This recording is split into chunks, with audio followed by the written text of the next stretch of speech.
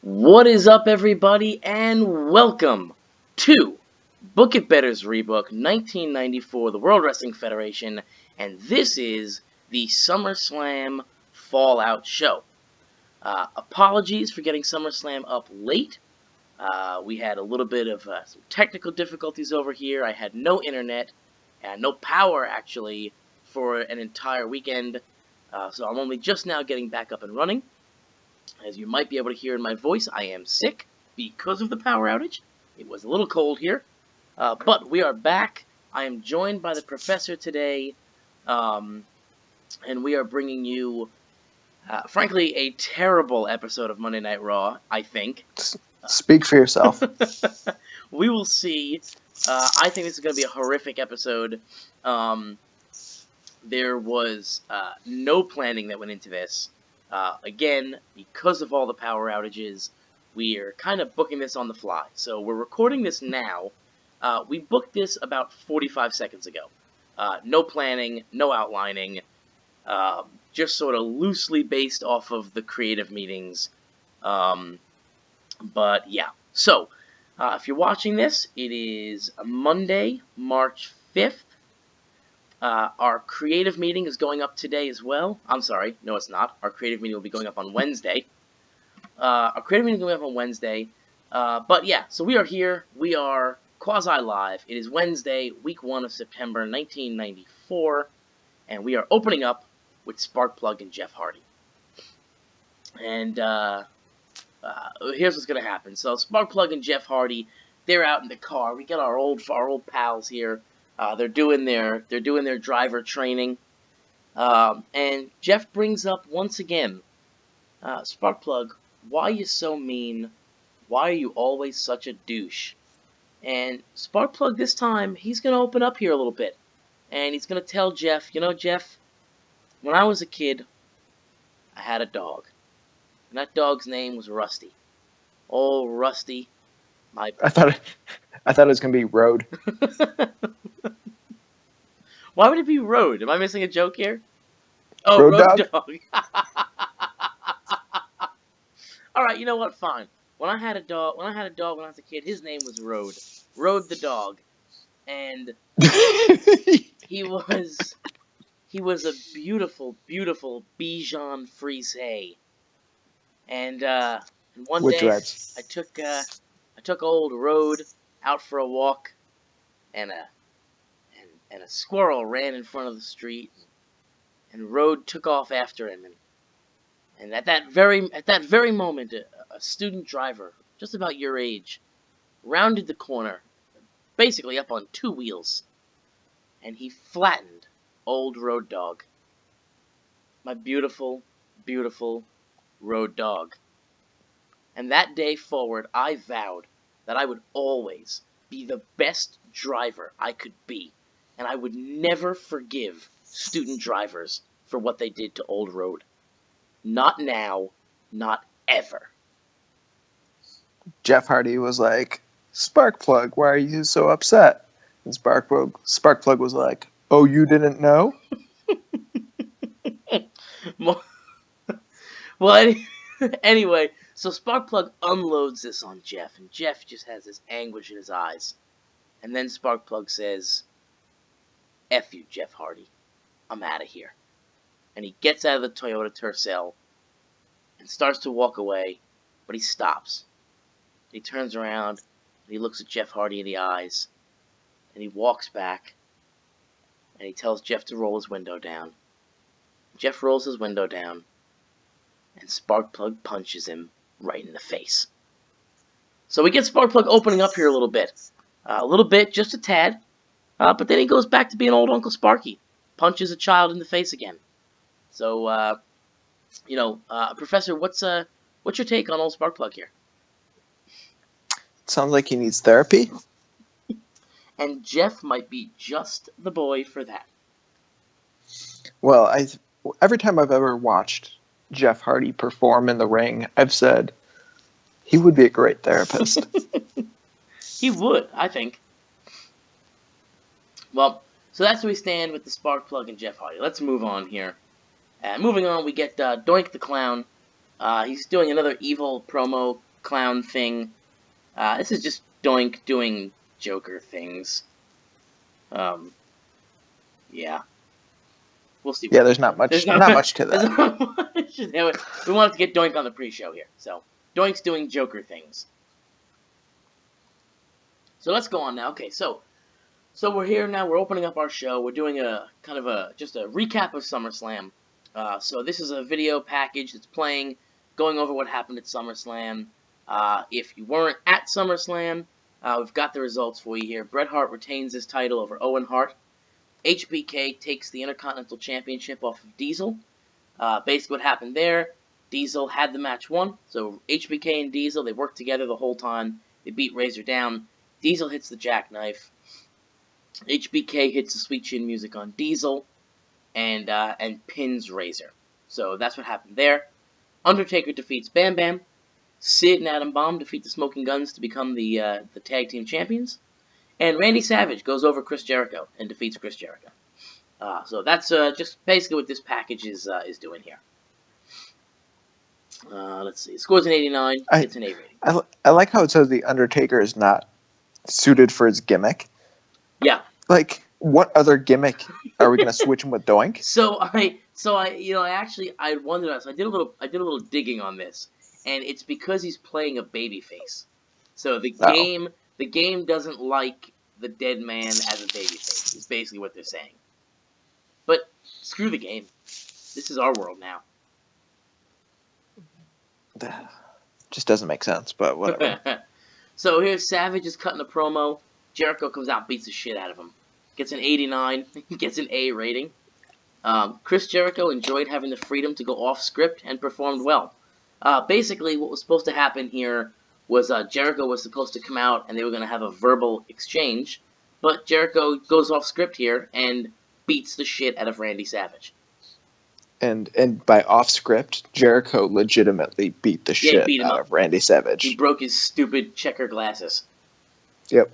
So this is Jericho getting some frustrations out. He lost last night at SummerSlam, and this is him saying this is not over yet. Is he a heel? Jericho's a heel. I think he's a face now. All right, here we're gonna have Eddie Guerrero and Tatanka versus the New Foundation. It scores an 82. Actually, this is actually a lot better than I thought it was gonna be. Tatanka was off his game. Yeah, Tatanka. opposed to when he is on his game. Yeah. How did Eddie do here? Eddie in-ring performance is 68. Not bad. The Bret versus Owen storyline advances here. That's an accident. I didn't mean for that. I forgot that these two were in that storyline. But at least it didn't lose heat. And it also doesn't matter because that storyline is ending now anyway. So I don't know why that's still there. But yeah. So it gets an 82. Not bad. Just your standard tag team match. Eddie has a beautiful mustache. Alright, so this is Ted DiBiase and The Undertaker. DiBiase says he will find the right man to finish The Undertaker. Undertaker kind of arrives. He says, you can't hide forever. One day, it will be your time. So, not bad. Actually, very good. I think what we should do is have IRS come in. Okay. And basically accuse The Undertaker of not paying his taxes because he's been pretending to be dead. Yeah, Undertaker says dead man can't pay taxes. Yeah, and it becomes a huge legal fight. Yeah. So I think that's our storyline.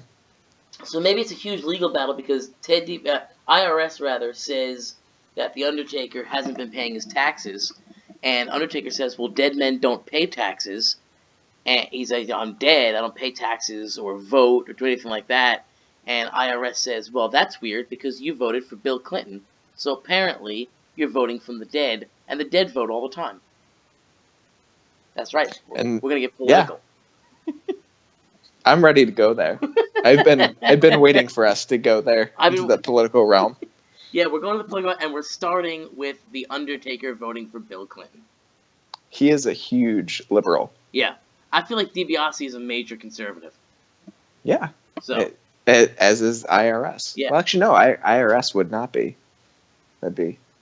What would IRA? It doesn't matter. It doesn't matter. Doesn't matter. Let's make him a libertarian. He can team up with Kane. So anyway, it gets a 90. Keeps pushing. You mean Quang? Quang. Yeah, Quang. Yeah. All right. So it gets a 90. Gets a good rating. The Undertaker's great for that. DiBiase was superb, working without a script. Yeah, we're good to go there. Okay, great. Next segment. Alright, so here we have it. This is an angle featuring Lex Luger, Jeff Jarrett, and Scott Levy. I forgot to take their nicknames out here, so there are some spoilers in here. But basically what's happening here is Lex Luger is backstage, and he's watching Cats the Musical. And Jeff Jarrett arrives, and the two of them are just transfixed on this wonderful piece of artwork that they're watching. And Scott the Stray, he's off in the corner of the locker room, and kind of by himself, but he's kind of seeing it as well. And so he's over there watching, and he slowly just kind of moves just a little bit closer, maybe coming out of his shell a little bit. And Lex turns to Jarrett, and he says, "Are you watching this?" And Jarrett says, "Yeah, man. Yeah. It's amazing." And Luger says, "I think I've got an idea." And our segment ends. Professor, your thoughts? Which of the three have the prettiest hair? Oh, definitely Jarrett. Yeah, Jarrett's hair looks like it was photoshopped on him. Yeah, definitely Jarrett. The Stray, I mean, he's rocking a pretty sweet mullet. Luger's hair looks... What's with Luger's face? It looks like his head is slightly off-center of his neck. It's like tilted and squished a little bit. Like one eye looks like he's got a black eye, or maybe he just didn't like tan it correctly. I mean, Luger's ugly. That's why I don't like him. That is true. That's why he's watching Cats backstage. So when Jarrett is the prettiest member of your of the three, that is an issue. Yeah. I'm actually disappointed here because I meant to start a storyline with these three here, and it got a really good rating. But I will start that storyline after this show. It would have been a nice way to start the storyline off, but stay tuned to that, because right now, we got some big developments here with these three gentlemen. I love this storyline, by the way. I'm really excited about introducing this storyline. It is your probably the greatest thing you've ever done in your entire life. So we are going to change. We have some gimmicks here. We're gonna change the gimmick. We have gimmick changes for everybody, I think. Who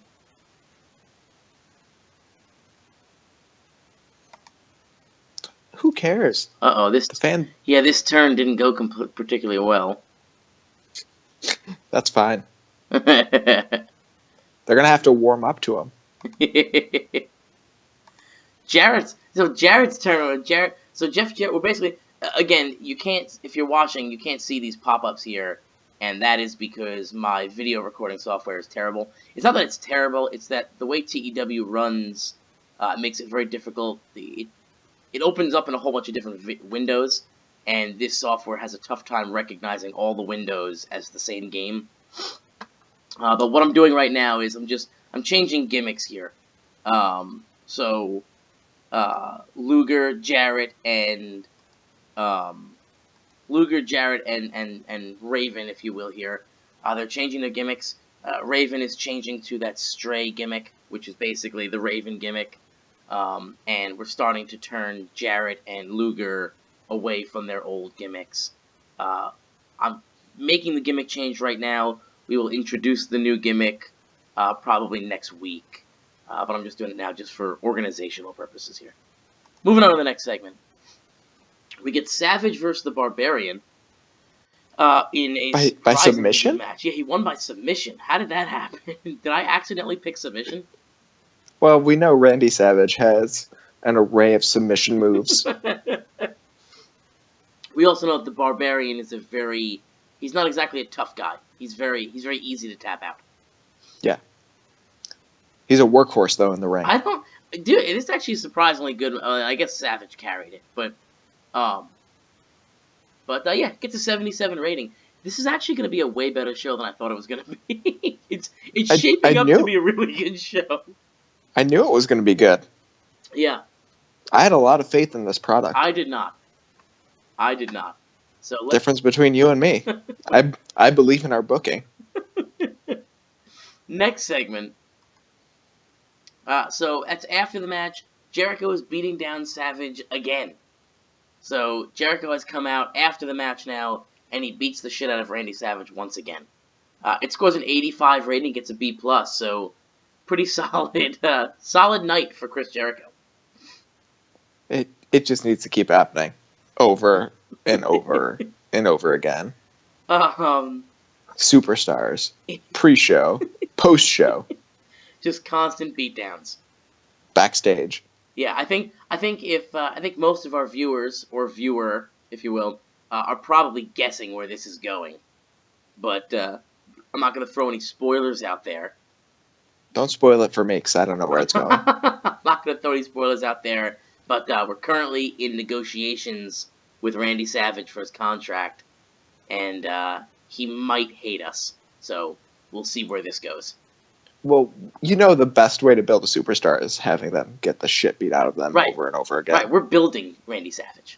Yeah. It's called being an underdog. So we'll see what happens with this. But Chris Jericho is just beating the shit out of Randy Savage now twice this show. But moving on. So this is just basically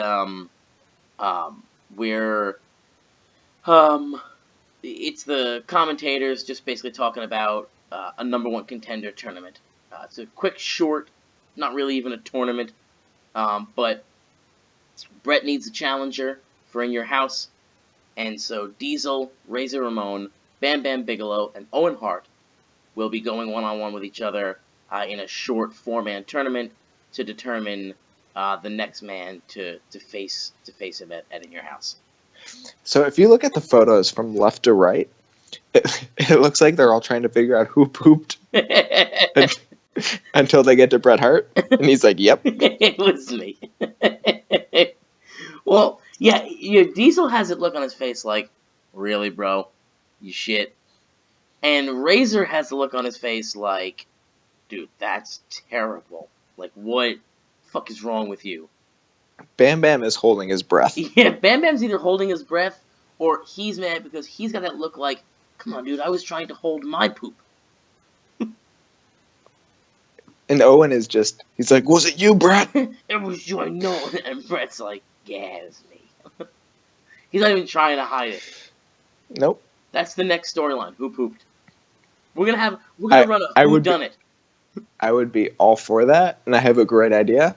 Yeah. But we're gonna have to hold off. Yeah. We can't put it on the show. This would be a spoiler. I would love, check in on our creative meetings. Our creative meeting will be going up on Wednesday.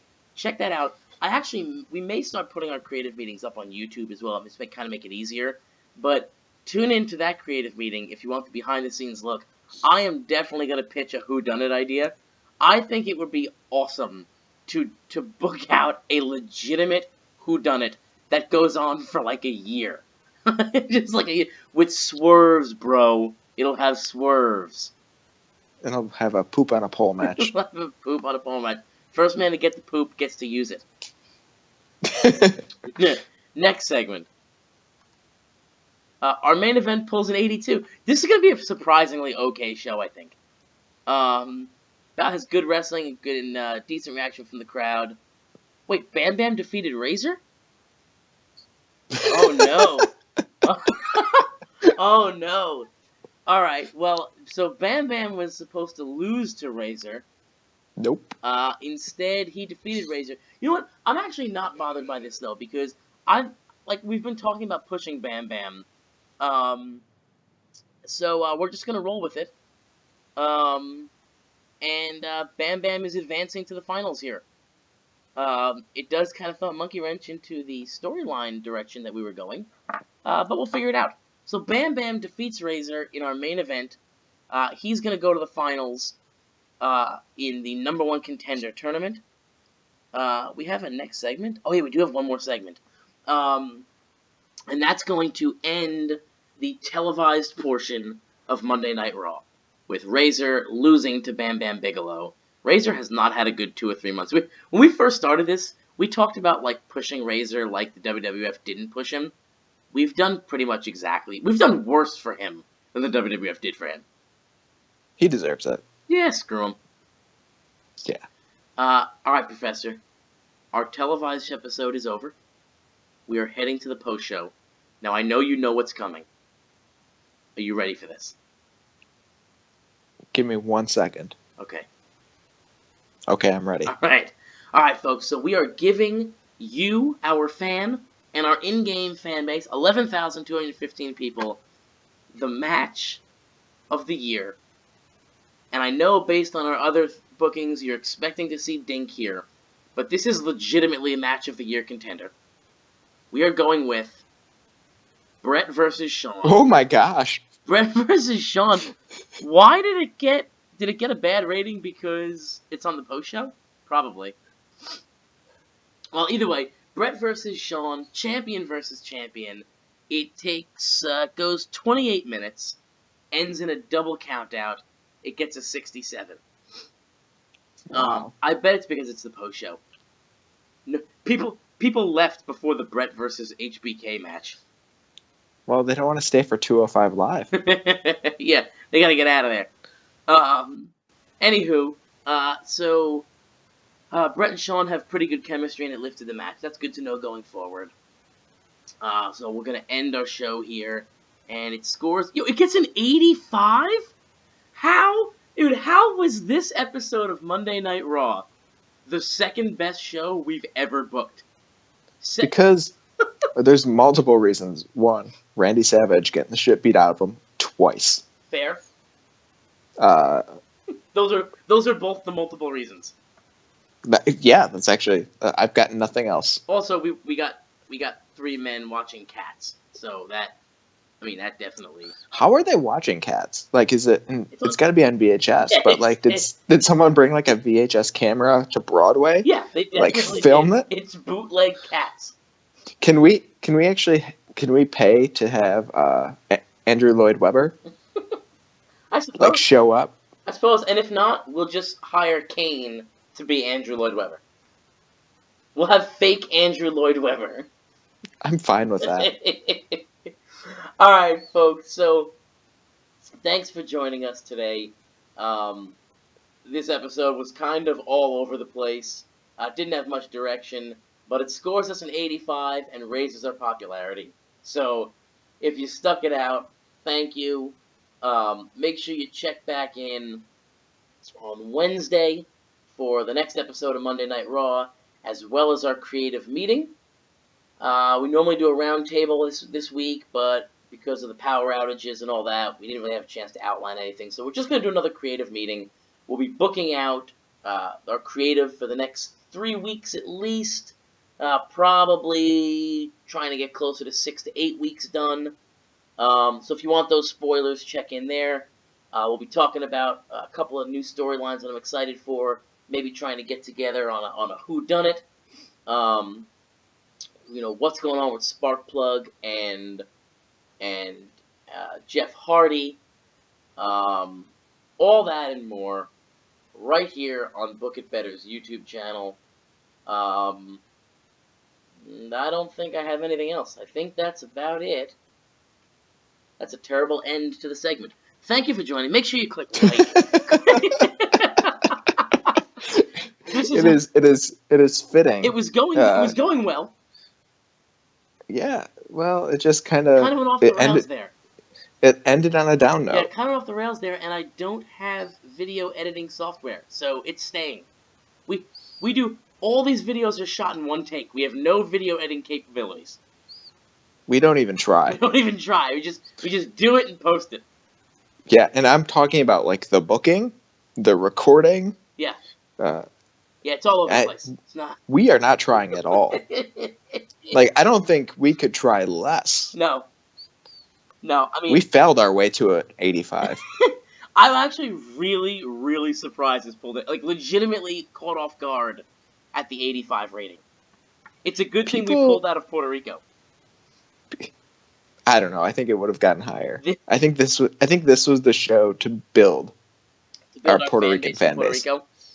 Yeah. Yeah. Quang's gonna main event there. Well, I'm fine with that. Well, all right, folks. So the big blue machine Quang. The big blue machine Quang versus the big red machine.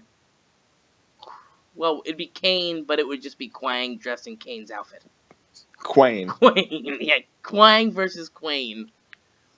We need to hire another Quang. We definitely. What's fake Undertaker doing? I don't know. I think we let him go.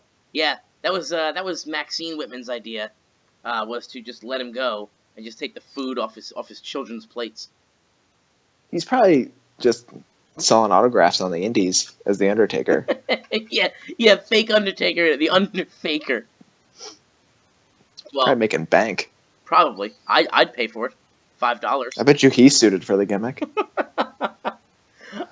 All right, guys. We kept the wrong one. We definitely kept the wrong Undertaker. All right, so that's gonna do it. Again, not a bad show. Thrown together. But join us on Wednesday for the next episode. Hopefully we have some stuff booked out. Although, judging by the way this went, we're probably better off not booking anything out. But go ahead, give us a like, give us a subscribe, and let us know in the comments what you thought. Until then, we'll see you next week. And for the Professor, this is Book It Better.